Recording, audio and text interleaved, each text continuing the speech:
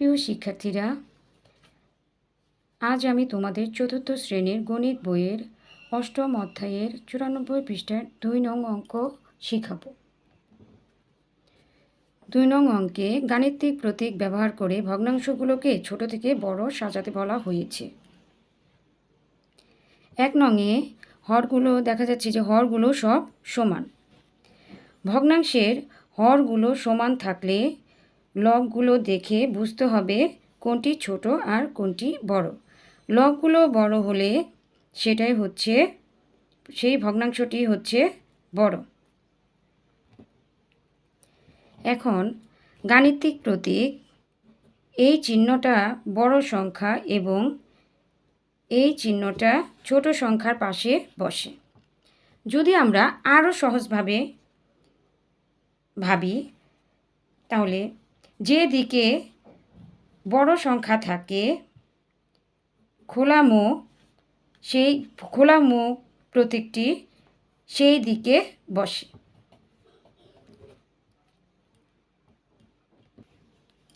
এখন আমরা গাণিতিক প্রতীক ব্যবহার করে ভগ্নাংশগুলোকে ছোট থেকে বড় সাজাই। তাহলে ছোটগুলো আগে বসাই।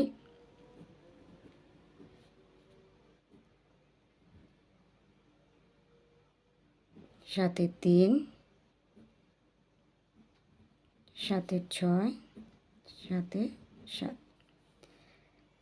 তাহলে এখান থেকে যদি ধরি এটা বড়, তার চেয়ে ছোট এটা, তারপরে এটা, তারপরে এটা, তাহলে যে পাশে বড় সেই দিকে আমরা এটা বসালাম। ছোট থেকে বড় এইভাবে সাজাতে হয়, এটাই উত্তর।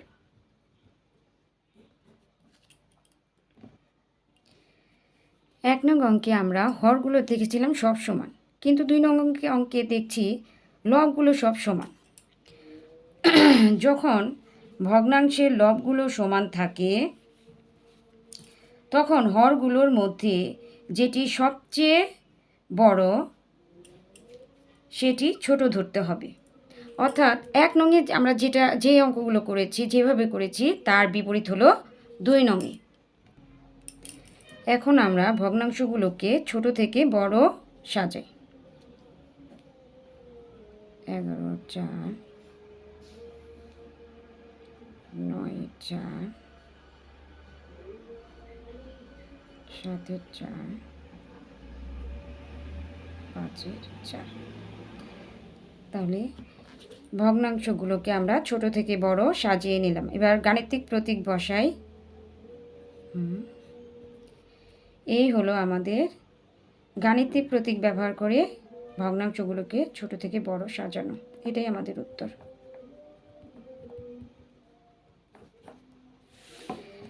2 নংয়ের মতো 3 নংও একই রকম অঙ্ক। দেখো, সব লবগুলো সমান, হরগুলো সব নিচে ছোট করে মেলানো আছে। এখন আমরা ভগ্নাংশগুলোকে ছোট থেকে বড় সাজাই। ছোটগুলো আগে বসাই।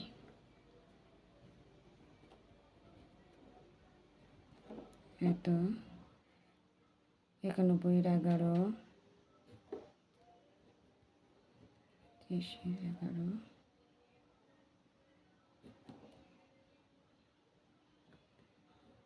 17, 11, 13, 11। এগুলোকে আমরা এখন গাণিতিক প্রতীক চিহ্ন বসিয়ে দিই। তাহলে ছোট থেকে বড় সাজানো হয়ে গেল আমাদের। এটাই আমাদের উত্তর।